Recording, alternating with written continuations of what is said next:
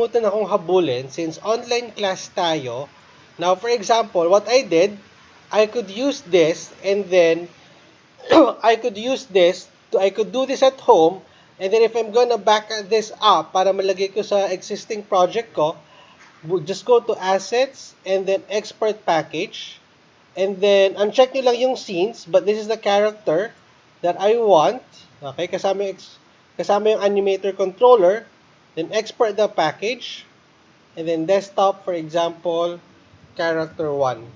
That way, yung programmer nyo, i-import nyo lang yung package sa existing game.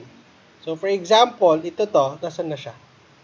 So, kung sinave yun. Ayun, yung character package, what I'm gonna do is I'm gonna drag and drop this one to my existing package. So, the drag and drop nyo lang siya sa assets window nyo, ganyan, para you still have one project, and then yung mga group members nyo, gagawa sa kanilang Unity file for the assets and the animation, and then they just drag the Unity package. The programmers now will just import this Unity package that you did in the existing game. Alright? Para may collaboration kayo at hindi kayo maubusan ng time.